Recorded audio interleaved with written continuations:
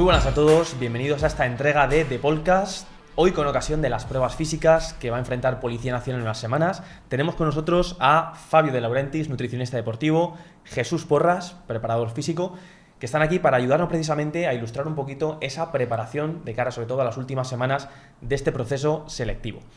En el programa de hoy vamos a hablar de ese horizonte temporal, vamos a hablar de una descripción de cada una de las pruebas de forma desglosada y, por supuesto, aquello que os interesa, que son los consejos, tanto a nivel nutricional como a nivel deportivo, que tenemos que poner en práctica, sobre todo en esta recta final. Antes de nada, vamos a presentar a nuestros dos colaboradores para que también le conozcáis un poquito mejor y, de hecho, podáis incluso en el futuro interactuar con ellos pidiéndoles consejo. En este sentido, comenzamos a mi derecha con Jesús Porras, preparador físico. Jesús, preséntate para que nuestra audiencia te conozca mejor. Bueno, pues muy buenas y nada, muchas gracias por invitarme para compartir este ratito con vosotros. Yo trabajo, efectivamente, soy preparador físico, trabajo en un club de fútbol profesional, trabajo en el Club Deportivo Leganés con los lesionados para recuperarlos lo antes posible de la mejor manera, y también soy docente de formación profesional dentro del ámbito de la actividad física y del deporte. Y nada, encantado de compartir este ratito con vosotros. Y nosotros de tenerte aquí, Jesús. Fabio, cuéntanos un poquito acerca de ti.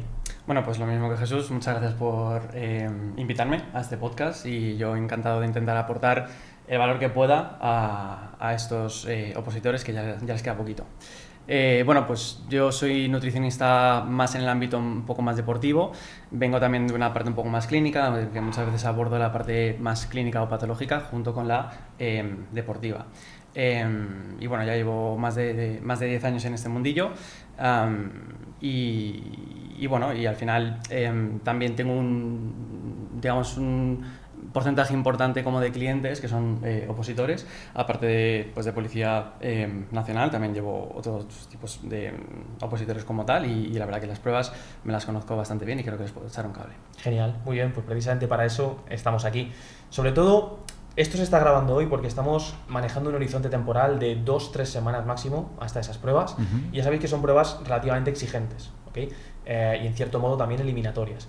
En este sentido, para aquellos que no las conozcan, tenemos una primera prueba en la que medimos la agilidad del opositor, una segunda prueba en la que medimos la resistencia muscular y una tercera prueba en la que medimos resistencia a nivel general, no solamente muscular, sino también orgánica o cardiopulmonar, y son en cierto modo, como decimos, exigentes. En este sentido, Jesús, empezando con lo que sería la preparación física, de forma muy breve, luego entraremos en ello, pero ¿cómo debemos enfocarlas a 2-3 semanas vista desde el punto de vista de la preparación, siempre y cuando estemos hablando de un opositor que en cierto modo ha hecho los deberes durante toda la temporada? Claro, eso que comentas es muy importante, haber hecho los deberes antes, porque al final, si no hubiéramos hecho los deberes en 2 o 3 semanas, es complicado poder obtener un punto, salvo que tuviéramos una condición física de base muy, muy buena a nivel genético. Yo creo que es momento ahora de afinar, es momento de, yo fíjate, controlaría estos microciclos de 3 semanas como si fueran competiciones semanales, ¿sabes? Lo haría con una especie de microciclo de subida de carga, bajada y activación, subida de carga, bajada y activación, como si fueran esos 3 microciclos competitivos, porque creo que es la mejor manera que el cuerpo va a asimilar todo ese trabajo, toda esa carga. Genial. ¿Esto casa un poquito también con el enfoque nutricional o sería en cierto modo diferente? Por supuesto, 100% de acuerdo con esto. Al final, momento de haber hecho los deberes, queda consolidar y queda, asegurar pues una energía suficiente para evitar lesiones. No sé si estás tú de acuerdo o no. Totalmente. Ya que si no aportamos suficiente disponibilidad energética o flujo energético, que solemos llamar, pues obviamente la probabilidad de lesión aumenta. Obviamente de una parte quizá un poco también más psicológica, de que si voy haciendo una especie de toma de marcas, pues psicológicamente a lo mejor si no estoy rindiendo pues me puede perjudicar un poquito más y para 3 semanas que quedan los deberes hechos y simplemente asegurar de ciertas cosas. O sea, nada de experimentos de me voy a quitar este nutriente, me voy a quitar este otro. No, o sea, es decir, un error bastante común con la nutrición y creo que con más cosas también es el hecho de pensar de que como es un día especial hay que hacer cosas especiales, ¿no? El día antes de la prueba o incluso el día de la prueba o cercano a la prueba. Entonces, cosas, yo qué sé, suplementación, ¿no? O sea, tomar suplementos que nunca he tomado cuando me lo han recomendado un compañero o quien sea, pues no es un buen momento en el que probar nada. O probar, porque me han dicho que tal alimento súper bueno porque recupera bien, entonces si nunca lo he probado anteriormente me puede generar problemas digestivos, pues no me puede sentar bien, etcétera, etcétera. O incluso a nivel físico, calentamiento, activación. De ese día me han dicho que haga retracciones escapulares con goma o con banda, pero no las he hecho en mi vida y... No tiene sentido porque al final, fíjate, una de las cosas, volviendo un poquito a lo que decía Fabio, creo que es muy importante el tema de los nutrientes, porque hoy se sabe cada vez más que la fatiga es el componente más importante en inicio de una lesión. Y la fatiga viene es directamente proporcional a la falta o a la cantidad de nutrientes que puedo tener en el cuerpo. Entonces es muy importante controlar muy bien la fatiga, ¿no? antes de las pruebas. De hecho, por eso es muy importante incluso el orden de las pruebas. Una de las cosas más críticas que se puede ver es que primero es la agilidad, luego la fuerza y luego la resistencia. Si fuera al revés, todo cambiaría. O sea, con simplemente cambiar el orden de las pruebas ya cambiaría mucho la preparación, en mi opinión. Hablando precisamente del orden de esas pruebas, si te parece, Jesús, pasa a describirnos brevemente en qué consiste cada una de ellas. Ya las hemos adelantado: circuito de agilidad, dominadas o resistencia muscular y resistencia cardiopulmonar o kilómetro en pista. Pero cuéntanos un poquito a nivel físico en qué consiste cada una de ellas. Pues mira, la primera de ellas, que es un circuito de agilidad donde tenemos que hacer una especie de 8 pasando por debajo de unas barras, otro 8 y luego saltando. La agilidad se define como los intercambios de dirección a la máxima velocidad posible, es lo que se trata de valorar. Los tiempos son bastante exigentes, estamos hablando de 8 segundos aproximadamente en hombres y unos 9 segundos o menos en mujeres para poder completar la prueba. Tenemos que tener todo el cuidado del mundo de no tirar ninguno de las picas ni nada, y sobre todo todos los pasos tienen que estar medidos. Y cuando digo todos los pasos es la entrada en una pica, la entrada en la otra, la bajada, todo eso tiene que estar muy medido a nivel de velocidad gestual. No solamente la velocidad de cambio de dirección, sino también la velocidad gestual. En el caso de la segunda prueba, que es de resistencia muscular, en el caso de varones hablamos de dominadas, de realizar un número de dominadas que, por ejemplo, para el 10 está en 17 dominadas estrictas. No es fácil, no es sencillo. Y en mujeres estaríamos hablando de estar tiempo colgadas en una posición como de chin-up, ¿no? Con la barra por debajo de la barbilla. Hablamos para un 10 de más de minuto y medio. Eso es mucho tiempo. Incluso la gente profesional de calistenia pues lo valora también como con bastante exigencia. Y luego, por último, una prueba de 1 kilómetro de carrera, que es especialmente dura porque mezcla, digamos, dos sistemas energéticos muy importantes en el cuerpo humano, como es el láctico, el sistema anaeróbico láctico y la potencia aeróbica.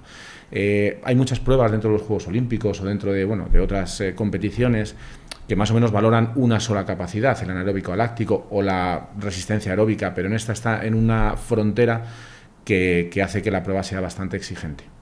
Genial. Y a nivel nutricional, Fabio, estaríamos hablando entonces de que ese circuito de agilidad, digamos que tiraría el sistema más fosfagénico, ¿verdad?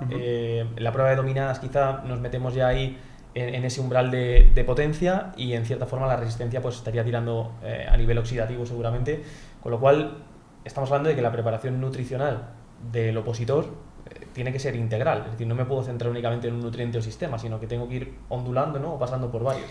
Sí, o sea, quizá a diferencia con la preparación física, la nutrición no tiene un poder tan de efecto diana, ¿no? O sea, es decir, no es que comiendo este nutriente o este alimento me vaya a potenciar una cosa u otra, ¿no? Es un cómputo global, pero sí, se puede dirigir al final esa alimentación a que haya energía suficiente, depósitos de glucógeno bien llenos, digamos, para poder ejercer esa prueba, y ya no solo en el día de la prueba, sino en la preparación física para ello.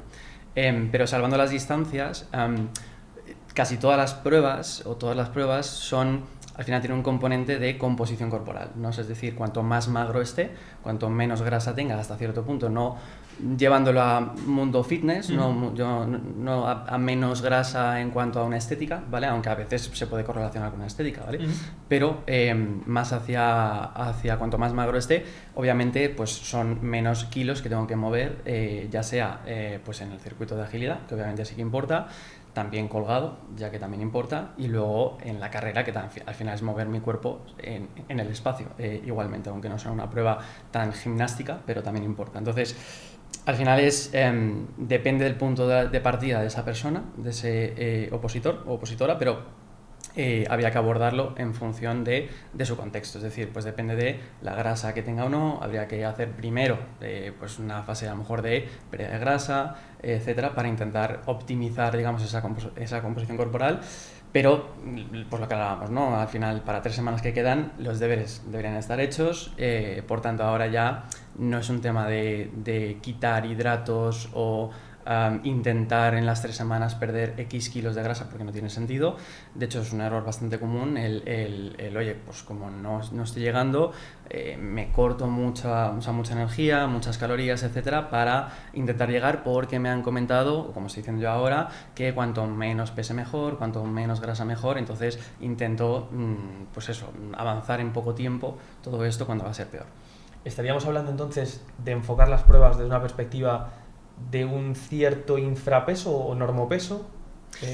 Sí, es decir, a ver, un dato que se suele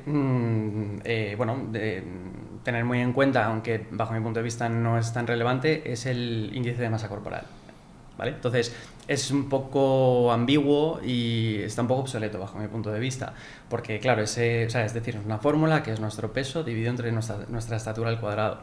Claro, pero el peso te dice el peso en bruto, no el peso en neto, que es grasa, que es músculo, etcétera. Por tanto, obviamente, a ver, yo en particular en consulta, con muy pocas personas he tenido que hacerlo, pero claro, personas que a lo mejor me suele pasar más con varones que a lo mejor muscularmente tienen bastante músculo, y para la oposición les perjudica, es un hándicap a nivel muscular también, porque también pesa. Obviamente prefiero un alto peso de músculo que de masa grasa, ¿vale?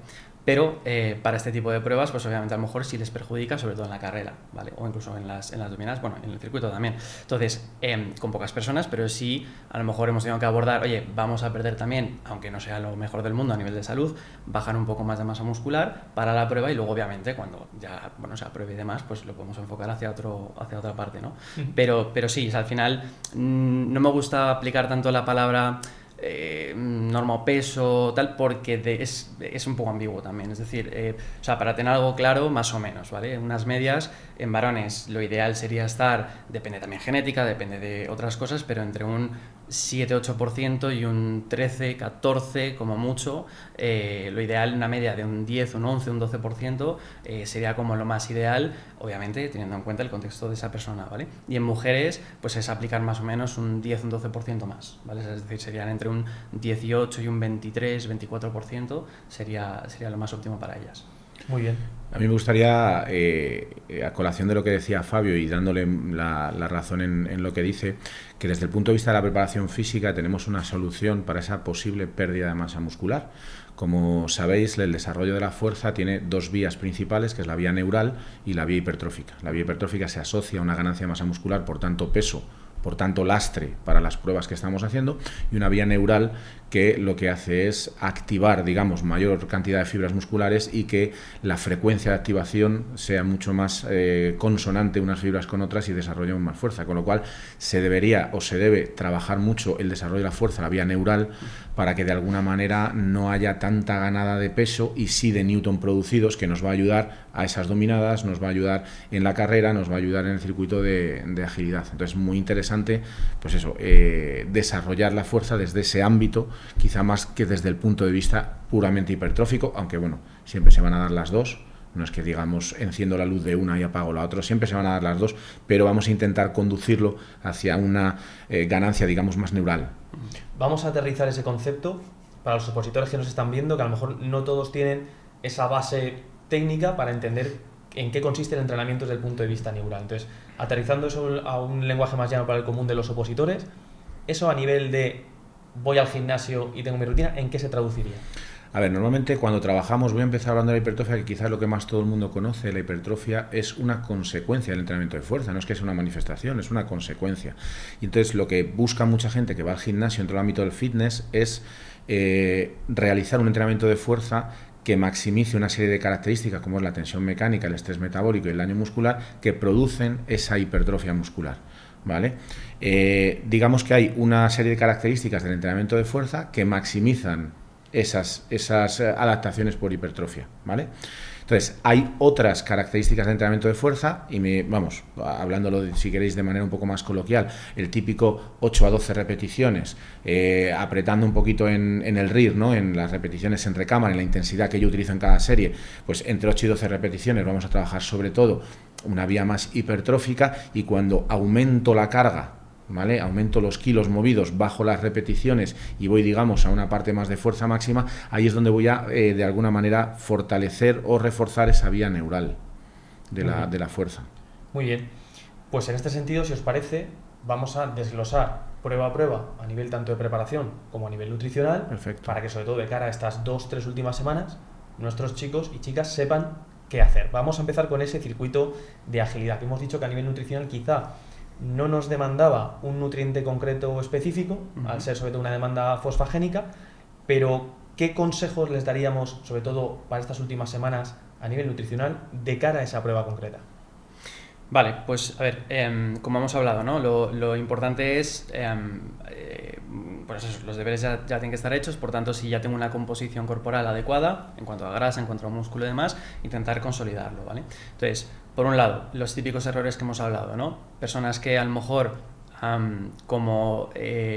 también entiendo que el volumen e intensidad puede bajar un poco estas últimas semanas en cuanto a entrenamiento, pues entonces bajo mucho esa disponibilidad energética de nutrientes en general, hidratos, proteínas, calorías en general, y por tanto a lo mejor no estoy asegurando esa energía, ¿no? O por contra, a lo mejor como, bueno, pues quedan 3 semanas, pues a lo mejor creo que desde ya tengo que empezar a subir considerablemente, digamos, pues los hidratos, etcétera, etcétera, ¿no? Entonces en 3 semanas se puede coger bastante grasa, o sea, es decir, si uno no lo hace muy bien, aunque coma limpio, ¿no? Aunque no esté comiendo, digamos, comida pues más procesada, ultraprocesada y demás, claro, si yo me zampo 3 aguacates al día, más no sé qué y tal, es decir, si al final existe un superávit calórico, por mucho que sea saludable o no, que obviamente prefiero que sea así, pues yo iré cambiando mi composición corporal, iré cogiendo un poco más grasa de aquí a el día de la prueba. Por tanto,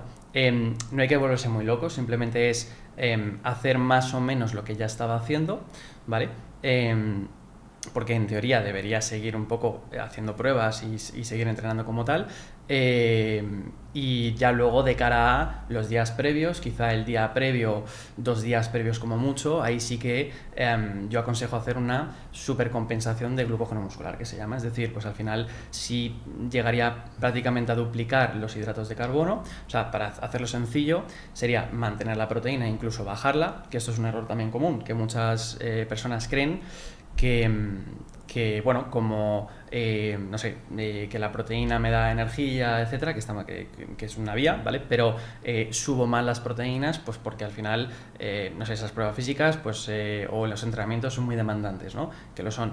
Pero un error común sería, al aumentar esa proteína, digamos, es el macronutriente que más sacia. Por tanto, digamos, es más costoso, digamos, para el cuerpo. Entonces, tendría que asegurarme un mínimo de esa proteína, incluso bajarla un poquito y luego rellenarla más con hidratos de carbono para que ese glucógeno muscular, que es ese, digamos, especie de reservorio o embalse que tenemos de energía más inmediata, que es lo que vamos a usar principalmente en las pruebas, incluso en el MIL también, pues intentar que esté en un 100%, o a veces se puede supercompensar un poquito, porque bueno, por distintos motivos y demás, podríamos llegar a tener incluso un 120%, y asegurar un poco eso para que el día de la prueba, pues bueno, tener, digamos, ese glucógeno lo más alto posible. Si bien de las 3 pruebas, probablemente la del circuito de agilidad sea la que menos, por así decirlo, demanda a nivel nutricional, ¿no? Es decir, incluso con una nutrición en cierto modo deficiente, aunque no es lo óptimo, pero podríamos hablar de que esa prueba se podría superar incluso con una nutrición inadecuada. Lo que pasa es que, claro, ese perfil de opositor con ese nivel nutricional está perdido luego en las dominadas y en la carrera.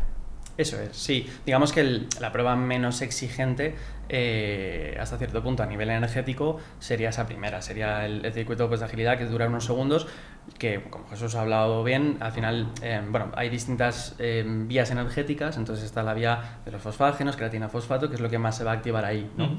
Y luego ya se empezarían, ya pasaron unos segundos, tirando hacia ya como minutos, ya se empezaría a activar, digamos, la vía más glucogénica, más de ese glucógeno muscular que estábamos hablando, y luego digamos, cuando ya pasan de minutos, unos cuantos minutos y demás, se empieza a activar la vía más oxidativa, como la vía de las grasas. No es que sea tan marcado todos, es decir, todo se va, digamos, activando a la vez, pero hay una prioridad, una preferencia, ¿no? Según esa intensidad o ese volumen de oxígeno máximo. Por tanto, en la prueba de agilidad, si no me he alimentado muy bien no se va a repercutir tanto, pero sí que es verdad que en el resto de pruebas sí que al activarse más ese glucógeno sí que puede ser contraproducente. Y Jesús, entonces ahora desde el plano más del acondicionamiento físico, teniendo en cuenta lo que nos ha comentado Fabio, ¿cuál sería la preparación óptima de cara a estas últimas semanas para esa prueba en concreto? E incluso vamos más allá. ¿Cómo deberíamos encarar una preparación ya para aquellos opositores que nos están viendo de cara seguramente a las próximas convocatorias? ¿Cómo tendríamos que enfocarla desde cero, teniendo en cuenta una periodización adecuada? Vale, voy a empezar, si quieres, viendo este horizonte temporal de 3 semanas, donde es momento de hacer un trabajo integrativo. ¿A qué me refiero un trabajo integrativo?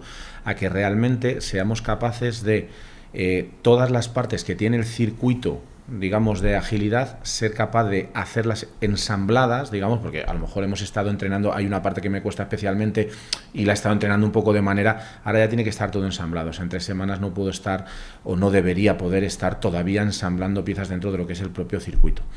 A mí me gustaría, fíjate, comentar también el desgaste cognitivo que tiene, ¿vale? No solamente el desgaste físico, que bueno, es verdad que no es quizá el más acusado, pero a nivel cognitivo es bastante, o puede ser bastante estresante. Entonces, yo sí que es verdad que no haría más de 2 o 3 repeticiones, ¿vale?, en cada sesión de entrenamiento de ese circuito. En primer lugar, porque no las vas a tener en competición. Es decir, en competición, en oposición, ¿no? En nuestro momento competitivo no voy a tener 3 oportunidades, como mucho voy a tener 2. Entonces, más de 3 y trabajar en fatiga no tiene ningún sentido, ¿verdad? Entonces, yo realmente, además sabiendo que es la primera, por eso decíamos antes, es que si esto cambia de orden, cuidado que la película cambia completamente, porque si yo hago primero el 1000, la agilidad la voy a hacer en fatiga, y ahí sí necesito hacer la fatiga, o sea, la agilidad en fatiga. Pero no, me la encuentro como primera prueba, no voy a estar en fatiga y voy a tener como mucho claro, 2 oportunidades. Estamos hablando de que ese típico opositor que hace su entrenamiento de fuerza, su parte cardiovascular y deja el circuito para el final, porque bueno, como es lo más sencillo y lo llevo genial, creo que es un error. De hecho, cuanto más podamos, digamos, imitar el día de la prueba, es más lógico. Es decir, incluso si tuviéramos la hora, si las pruebas son por la mañana o son por la tarde, yo tengo que estar ya cogiendo ese ritmo de, pues por la mañana hago esto, por la tarde hago, pero sí tiene que ser en el mismo orden y ya te digo, yo no lo haría más de 3 veces. Estupendo. Hablamos entonces de llegar, calentar, activar y circuito. Imitar lo que voy a hacer el día de la prueba, efectivamente. Concentración, ¿vale? Concentración, tengo que pensar, tengo que visualizar, no me puedo quedar solamente en activo muscularmente, no, necesito visualizar el circuito, necesito pensar en cómo me voy a encontrar, cómo me voy a sentir, tengo que activar muscularmente, tengo que activar patrones de movimiento, tengo que activar las vías y luego ya probar. Vamos a suponer que esa preparación de cara a las últimas semanas la hemos enfocado bien y nos trasladamos a un opositor, ¿vale?, totalmente antagónico a este perfil que estamos comentando, que ya incluso está pensando en ir el año que viene. ¿Cómo enfocaríamos entonces la preparación de ese circuito, pero ya a largo plazo, con una periodización adecuada y un sistema de programación específico? Pues mira, como bien decía Fabio antes, con el tema de la alimentación tenemos que ver cuál es nuestro punto de partida real, porque cada persona es un mundo y cada condición física, cada condición mental, cada condición es un mundo. Entonces, cada persona debería, digamos, establecer un diagnóstico de su situación actual. Si tengo un exceso de grasa, si no he corrido nunca, si no he hecho nada de agilidad nunca, si hace mucho que no me muevo, y a partir de ahí empezar a trabajar, ¿vale? Yo sí que empezaría a trabajar por fases, ¿vale? A mí sí me gusta trabajar por fases y decir, vale, yo tengo un circuito que es verdad que son 11 segundos y que es un 8, pero es que en un 8 tengo que primero, o sea, hacer una aceleración, deceleración, un cambio de dirección, luego tengo que tirarme al suelo, tengo que pasar por debajo, tengo que hacer otro 8, o sea, hay varios movimientos muy dispares que tengo que entrenar de manera aislada, si quieres. Al principio estamos hablando de un año vista y luego ya los voy a ir integrando, pero no le veo demasiado sentido a intentar, por hacer un símil de la comida, a comerme todos los alimentos a la vez. No, vamos a ir diciendo, vale, tengo que aprender a acelerar, a decelerar, a cambiar de dirección, a saber cómo agacharme, porque no hay hay una manera de agacharse en esa prueba, entonces tengo que aprenderla, tengo que trabajarla mucho, tengo que luego los saltos, como es un salto de valla, vamos, un salto de valla que el primero es con tijera y el segundo ya es recto, tengo que entrenarlo y tengo que entrenarlo de manera aislada y luego ya voy integrando, ¿vale? A medida que va pasando voy integrando. Luego también tengo que ir, las otras capacidades físicas tienen que ir, pues bueno, convergiendo hacia esa preparación. ¿Y hasta qué punto es determinante no solo la composición corporal que nos decía Fabio, sino también incluso la estructura, el fenotipo? Es decir, nos encontramos opositores que miden desde el 1,65 y tienen cuerpo de maratoniano etíope hasta a lo mejor judokas de 2 metros y 100 kilos. Entonces, pues mira, a nivel condicional hay muchas diferencias. Una persona que, digamos, tiene una estructura o digamos de dimensiones es más pequeñito, pues va a necesitar mucha más explosividad, porque va a tener que saltar más en relación a su cuerpo. Una persona muy grande luego se tiene que agachar y tiene que tener cuidado de no tirar la valla, entonces influye muchísimo. Y como decíamos, las pruebas al final son lastre, o sea, tú eres un lastre, eres el lastre de ti mismo. Entonces tienes que tener una composición corporal y una composición de masa muscular adecuada a lo que tú vayas a necesitar. Porque si no, imagínate una persona con una excesiva cantidad de masa muscular o grandote y tal, es que luego se tiene que meter por debajo. Y ya has visto los tiempos, la velocidad, hablaremos del kilómetro y hablaremos de las velocidades que se manejan. Son velocidades, ojo, son velocidades muy altas. Sí, muy exigentes. Pues si os parece, cerramos el capítulo de la agilidad y nos movemos ahora, ¿vale?, al plano más, digamos, muscular. Nos movemos a la prueba, a la segunda, en este caso la prueba de las dominadas, para el opositor masculino y esa posición isométrica de chin-up para la opositora femenina. En este sentido, Fabio, a nivel nutricional, ¿qué recomendaciones le podemos dar a nuestros opositores para enfocar esa prueba? Obviamente estamos hablando a nivel integral de las tres, pero esa en concreto, ¿cómo la podríamos trabajar desde el punto de vista nutricional? Bueno, o sea, te refieres más al día de la prueba, ¿no? O sea, al día de la prueba.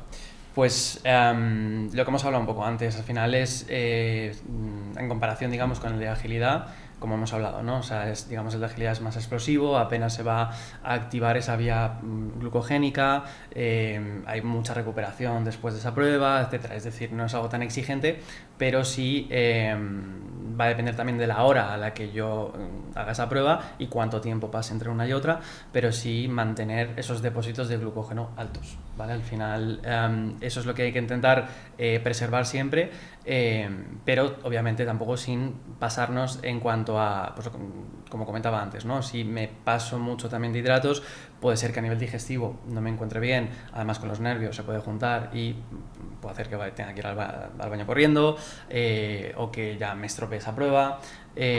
También cierta pesadez, ¿no? Es decir, ya también de qué tipo de hidratos de carbono pueda meter o no. Entonces, es decir, por orientarlo un poquito y planificarlo, es decir, si es el día antes de la prueba, como hemos hablado, duplicaría más o menos los hidratos que suelo consumir para mantener ese glucógeno muscular. Depende de la hora de la prueba, aunque yo sí recomiendo desayunar ese día, ¿vale? Un desayuno que nos permita, o sea, es decir, que lo hemos hecho varias veces, o pues como hablábamos antes también, no probar nada nuevo, no por ser un día especial hay que hacer cosas especiales, cosas que me asegure que digestivamente que van bien y que normalmente pues me sientan bien. Y ya dependiendo de cuánto tiempo pase desde el desayuno hasta la prueba, pues podría ser interesante llevarnos algo, por ejemplo, la fruta está bien, una fruta de estilo dátiles, plátano, es decir, que tenga un ratio, una relación de fructosa y glucosa más o menos adecuado. Es decir, ahí llevarnos unos frutos rojos no tiene tanto sentido porque es bajo en fructosa, bajo en azúcar y en ese contexto no nos favorece demasiado, ¿no? O, por ejemplo, pues algún tipo de harina, ya sea harina de arroz, harina de avena, con algo, yo suelo recomendar más un tipo de bebida vegetal, no tanto leche, porque la leche a veces nos puede sentar un poco peor, como tiene un poco de grasa se retrasa la absorción de eso y por tanto puede ser que digestivamente esté peor o lo tenga más tiempo en el intestino. Entonces, ahí asegurar, como hemos hablado, es decir, ese glucógeno para la hora de la prueba, pues estar a tope de ese glucógeno como tal. ¿Qué opinas? Porque esto es un caso bastante común, precisamente por lo que comentas, nervios, recomendaciones que nos dan desde fuera. Tenemos un volumen importante de opositores que ese día enfocan la prueba en ayunas. Entonces, en ese caso, para el que te dice, mira, es que no puedo comer nada antes, ¿vale? Porque aparte de los síntomas que voy a tener a nivel físico, pues bueno, los nervios me pueden jugar una mala pasada, prefiero ir en ayunas, me tomo un café o un estimulante y lo hago tal cual. ¿Qué recomendaciones le daríamos a ese perfil concreto, sobre todo yo creo para la noche o el día antes, a efecto de ir con ese glucógeno recargado? Vale, esto igual es muy personal, ¿vale? Hay personas que necesitan comer algo antes, pero ya no del día de la prueba, sino en su entrenamiento como tal, ¿no? Yo, por ejemplo, tengo muchos clientes que a lo mejor me dicen que a lo mejor entrenan por la tarde a las 7, 8 de la tarde, hacen 5 comidas al día y me dicen, oye Fabio, que no me has puesto, no sé, un plátano antes de, como preentreno, ¿no? Y le digo, mira, llevas comiendo todo el día, o sea, es decir, falta de energía no tienes, ¿vale? Otra cosa es que a nivel sugestivo, a nivel de sugestión, placebo, etcétera, que ojo, que hay que tenerlo en cuenta también, oye, si por comerte el plátano crees que vas a entrenar como una bestia parda o hacer esa prueba genial, cómetelo, yo te lo pongo sin ningún problema, ¿vale? Ahora, más hacia ayunas, como decía Jesús antes, ¿no? O sea, hay que intentar replicar o simular el día de la prueba, pues las semanas anteriores, a ser posible, ¿vale? Entonces, también hay que entrenar la parte digestiva. Esto, bueno, tiene que ver un poco más, no tanto con este tipo de pruebas, esto se entrena más a nivel ciclismo, triatlón, maratón, etcétera y demás, ¿vale? Porque tienen que ir comiendo mientras van entrenando, ¿vale? Pero sí que es verdad que se puede intentar ir buscando, pues, replicar esto pues lo máximo posible. Entonces, si una persona no quiere o le va a sentar peor desayunar, aunque a nivel rendimiento no sea lo más óptimo ir en ayunas como tal, pues intentar asegurarse en la noche anterior rellenar todos esos depósitos lo máximo posible, ¿vale? Entonces, pues simplemente sería eso, durante, ya no a lo mejor el día anterior, sino a lo mejor 2 días anteriores, porque, a ver, más o menos, ¿vale? El glucógeno muscular, digamos que se rellena en unas 24 horas aproximadamente, ¿vale? Entonces, teniendo eso en cuenta, normalmente el día anterior de la prueba no se va a hacer un entrenamiento intenso o no se debería, ¿vale? Entonces ahí a lo mejor se puede hacer algo ligero o simplemente movilidad, etcétera, ¿vale? Entonces ahí en teoría no se va a gastar tanto glucógeno en el día, pero sí intentar llegar a llenar esos depósitos como tal. No haría nada en particular, simplemente pues asegurarse que lo estoy haciendo, ¿vale? ¿Y qué sucede justo con el perfil contrario de opositor? Aquel opositor que va a estar en la sede de las pruebas a las 7 de la mañana y previsiblemente se va a enfrentar a ellas a las 11, 12, a media mañana. ¿Podría tener sentido ahí incluir algún alimento o suplemento más hidrolizado, una ciclodestrina, algo de fácil digestión y tal? ¿O no sería óptimo en ese sentido, precisamente por lo que comentas a nivel digestivo, molestias y demás? Sería óptimo, pero siempre habiéndolo probado antes. Es decir, el día de la prueba no hay que probar nada nuevo, ¿vale? De hecho, suele pasar mucho entre compañeros, ¿no? Que a lo mejor entre compañeros allí, pues es que me han recomendado este suplemento o este estimulante o X cosa, entonces no probar nada nuevo, por mucho que te lo recomiende alguien, etcétera, ¿vale? Porque de hecho pasa a veces incluso con algo tan básico como la propia cafeína, ¿vale? Con pastillas de cafeína o tal. Entonces es algo que en teoría no tiene por qué, o sea, de hecho es bueno, ¿vale? Ya que esa cafeína retrasa esa fatiga y demás, ¿vale? Pero claro, si yo no estoy acostumbrado a eso, me la tomo y ya los nervios, pulsaciones se elevan, etcétera, es verdad que hay mucha gente que ya empieza con unas pulsaciones más elevadas de lo habitual y esa prueba le puede salir bastante mal. Siempre está el típico que va repartiendo pastillas de cafeína a los compañeros en la sede. Efectivamente. Sí. Jesús, desde el punto de vista del acondicionamiento físico, Fabio nos ha explicado qué hacer el día de la prueba para encarar esas dominadas a nivel nutricional y más a largo plazo. pues replicamos lo mismo a nivel físico. Vale, mira, a nivel físico yo me voy a meter, si me permitís, en la última semana, ¿vale? En la última semana. Fíjate, muchas veces existe una tendencia, como nos pasaba cuando estudiábamos, ¿no? Que decíamos, hasta el último día voy a estar estudiando tal. Craso error, ¿vale? Y me explico. No es una buena estrategia seguir haciendo pues una carga de dominadas importante hasta prácticamente el día de antes, porque eso genera un daño muscular, porque eso puede generar cansancio y puede generar fatiga a nivel neural también, y creo que no es una buena estrategia. Entonces, yo a partir de D-5, ¿vale? A partir de D-5 aproximadamente no cargaría de dominadas el volumen de la prueba. O sea, de hecho, en D-5 como mucho sería el último día que yo haría un volumen de dominadas un poquito amplio. Y luego a partir de ahí lo iría reduciendo drásticamente. No se va a perder fuerza. O sea, no se va a perder fuerza en 5 días, no se va a perder masa muscular en 5 días, no se va a perder condición de fuerza en 5 días. Esto está más que estudiado. De hecho, son bastantes semanas. En el mundo, por ejemplo, del fútbol profesional, eso se estudia mucho para saber un poquito de cara a una lesión, cuándo se produce una pérdida de masa muscular. En 5 días, olvidaros. Sí que es importante en 5 días mantener la sensación. No es mantener la fuerza no la vas a perder, es mantener la sensación. Entonces yo a partir de D-5 bajo drásticamente el volumen de dominadas y me dedico a hacer 2-3 series de 3-4 dominadas para sentir hasta 2 días antes. Yo el día anterior hago 2 dominadas, 3 dominadas, es que no hago más, por sentir. Caliento un poquito, 2-3 dominadas, punto. Ya está. No puedo permitirme generar un daño muscular ahí. Igual que el día de la prueba. Es que alguno estará preguntando, pero 2, 3, 4 dominadas, si el 10 está en 17. Alguno estará pensando que eso puede repercutir incluso negativamente. Pero... No, 2, 3, 4 dominadas no te va a dejar un daño muscular, ¿vale? Seguramente, si tu preparación es buena, 17 tampoco te va a dejar un daño muscular. Pero sí que es verdad que yo ya te digo, en D-1 haría 2, 3, 4 dominadas si quieres, por sentir, por tener la sensación, por esa activación muscular. El día de la prueba, igual, 2, 3 dominadas, un poquito el tener, ¿sabes?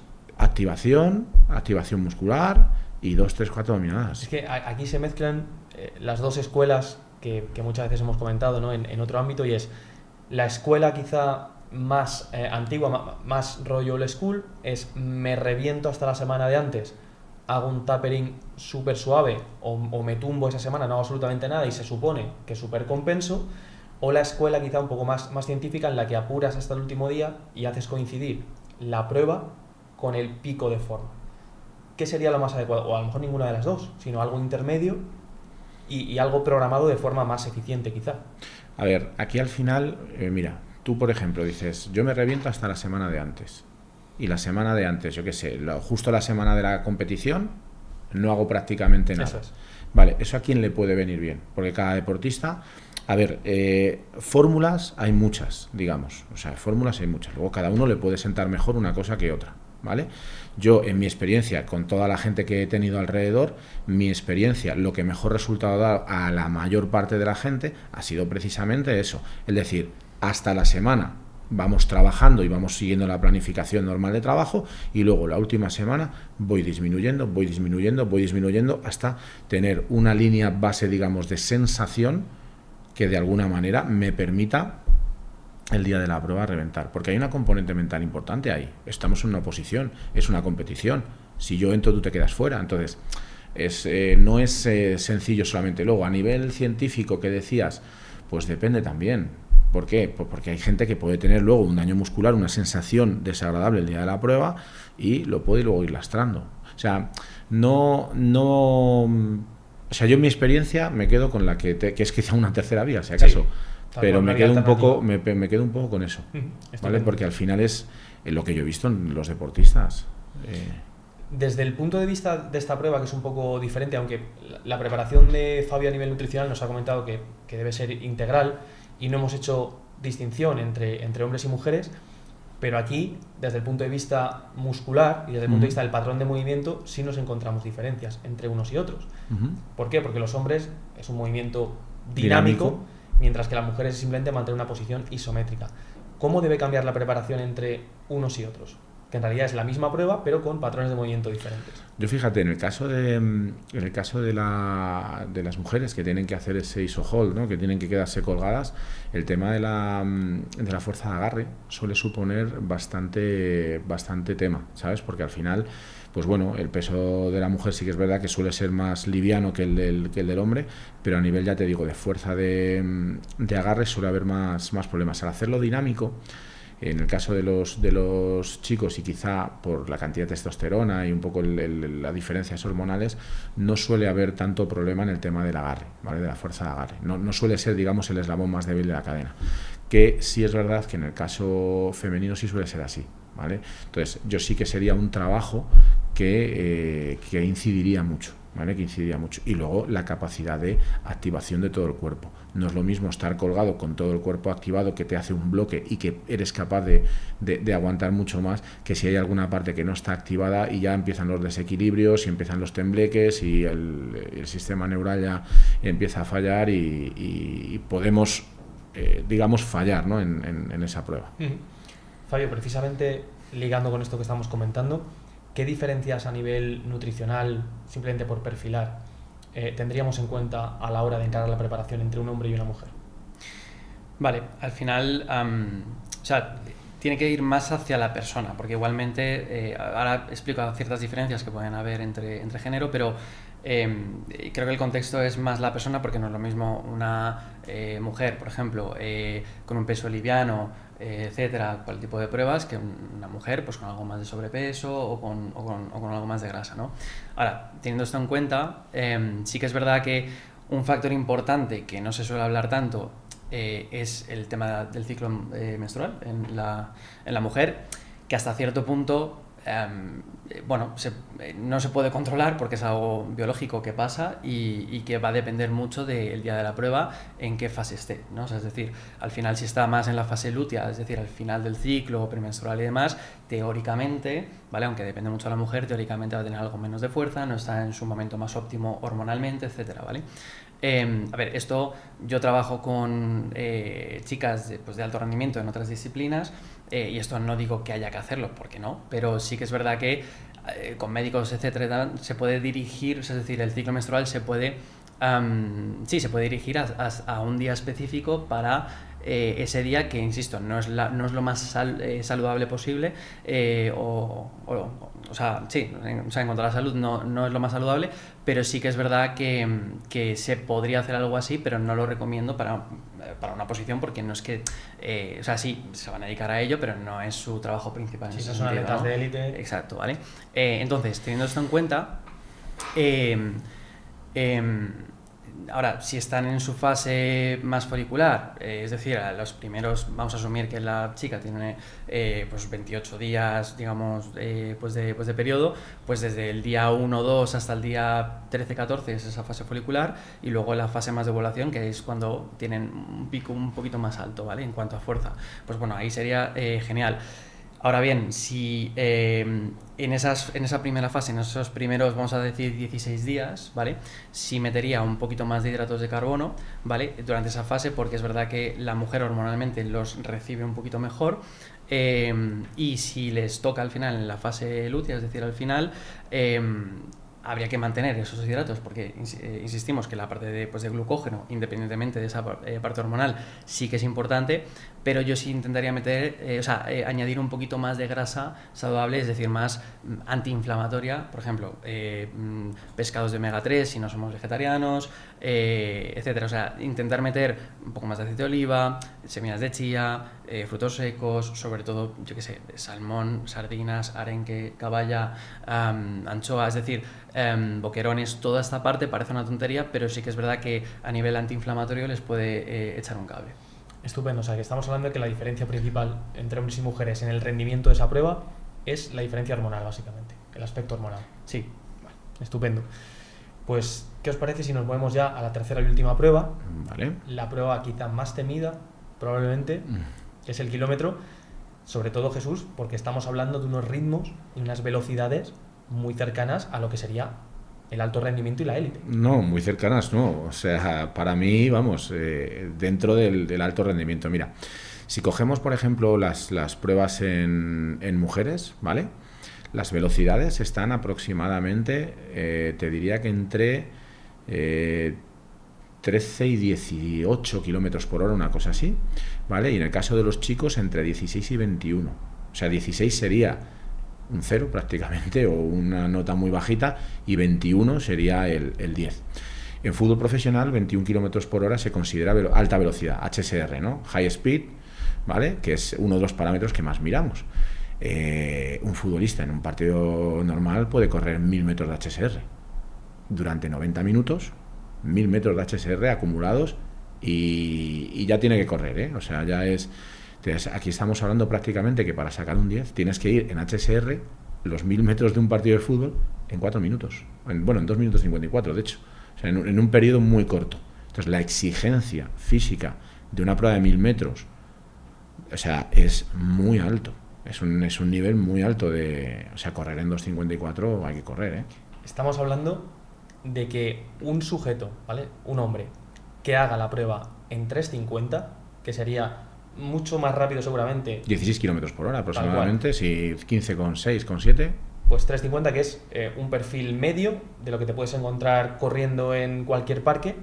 No es que suspenda, es que saca un 0. Sí, tú ponte, fíjate, correr en una cinta, ¿vale? Con una inclinación se suele poner una inclinación de un 1% para corregir, pues bueno, que la cinta al final lleva un motor que te está haciendo un trabajo de los extensores de cadera, ¿vale? Entonces ponemos un 1%, un 1,5% para corregir ese factor, ¿no? Sin el viento, que puedes tener un viento en contra. Tú te pones en una cinta tranquilamente a correr a 15,5 por hora para sacar un 0 y tienes que estarte así 4 minutillos. O sea, no es baladí. O sea, la gente normalmente en los gimnasios, en el mundo del fitness normal, está corriendo a velocidades de 10, 12, 13 y ya van a ritmo, ¿eh? Eso ya es correr. Pues eso es un 0, ¿eh? Y un 15 también. ¿Y qué decimos de ese 2.54 para sacar el 10? Pues mira, es un tiempo... Fíjate, esto es algo que comentábamos antes, ¿no? Antes de comenzar, yo a lo largo de mi experiencia dentro de lo que es el sector deportivo, el ámbito del alto rendimiento y dentro de lo que es la oposición de la policía, es muy importante que los opositores se sientan deportistas de alto rendimiento y se exijan como deportistas de alto rendimiento, porque los tiempos que les están pidiendo son de alto rendimiento. Entonces tienes que tener una disciplina muy importante a la hora de establecer tus semanas de trabajo. No hay que saltarse entrenamientos, hay que hacer exactamente, y ya vamos a hablar ahora de algún gran olvidado que hay dentro de la preparación de la carrera del kilómetro, o un posiblemente gran olvidado, que es el entrenamiento de fuerza de tren inferior, que como me piden dominadas o me piden colgarme, pues bueno, las piernas no es importante, y es fundamental el trabajo de fuerza de tren inferior durante todo ese año que estoy preparando las oposiciones. Entonces tiene que sentirse como un deportista de alto rendimiento, y el compromiso que tiene con el entrenamiento tiene que ser absoluto. Es que si no, no llega a esos tiempos. Compromiso absoluto, al igual a nivel nutricional. Porque, sí, como hemos comentado, es la prueba sin duda más temida. ¿Cómo deberíamos entonces, Fabio, alimentarnos para afrontar esa prueba con garantías? Más de lo mismo. Al final, como os hablaba antes, ¿no?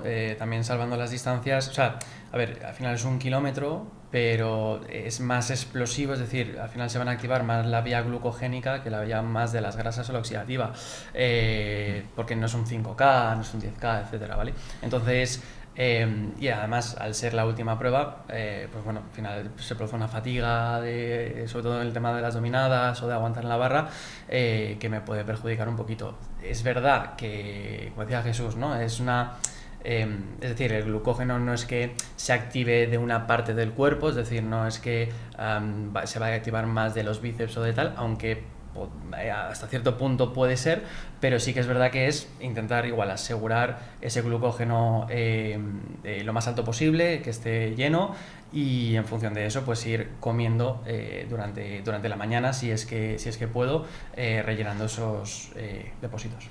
Yo creo que si algo nos ha quedado claro a nivel nutricional para las 3 pruebas es la importancia de los hidratos de carbono. Sí. Fundamental, de esa recarga de los depósitos de glucógeno, y sobre todo de no hacer experimentos recortando de ningún nutriente, que todos son importantes. Incluso nos has comentado la importancia de las grasas en el perfil femenino a nivel hormonal, ¿no? Pero sin duda, digamos que el hidrato de carbono sería el nutriente rey para encarar las pruebas. Eso es. De hecho, también algo que me lo encuentro ya no solo en opositores, sino en general. Se confunde muchas veces también que, como la grasa en teoría lo asociamos a energía, pues es muy típico que muchas personas pre-entreno o antes de una prueba coman frutos secos, ¿vale? Eso es un gran error, no porque sean malos per se, ¿vale? Sino que al final ahí, pues un fruto seco principalmente, depende del tipo de fruto seco, pero lleva proteína y grasa sobre todo, ¿vale? Entonces al final no tiene esos hidratos de carbono que sí que nos harían más falta en este tipo de pruebas. Estupendo. ¿Qué opinas entonces? Que puede haber, de forma residual, pero puede haber perfiles que basan su intervención nutricional en una dieta, por ejemplo, cetogénica, o que restringen los hidratos de carbono por la razón que sea. A lo mejor hablamos incluso resistentes a la insulina, diabéticos, etcétera. ¿Qué hacemos en esos casos? A ver, desde un punto de vista de literatura científica no tiene sentido a nivel de rendimiento. Ahora, todo depende también un poco de la persona. Hay personas, pues oye, llevan su estilo de vida es ese, suelen entrenar, digamos, bajo esa demanda, y si cumplen con los tiempos y con todo y tienen una buena composición corporal, o sea, es válido, ¿vale? Ahora, no sería mi recomendación principal, ya que no... de que en teoría pues no tienen esa energía más inmediata que es la vía pues del glucógeno muscular. Estupendo. Pues Jesús, últimas recomendaciones entonces para esa prueba del 1000 a nivel de preparación, a nivel de acondicionamiento físico. Pues mira, claramente yo aquí me basaría en un entrenamiento cíclico semanal, ¿vale? Cada semana que tuviera, evidentemente luego, o sea, la estructura semanal puede ser parecida a la misma, pero luego las cargas semanales no las vamos a ir replicando exactamente igual porque no tendría sentido.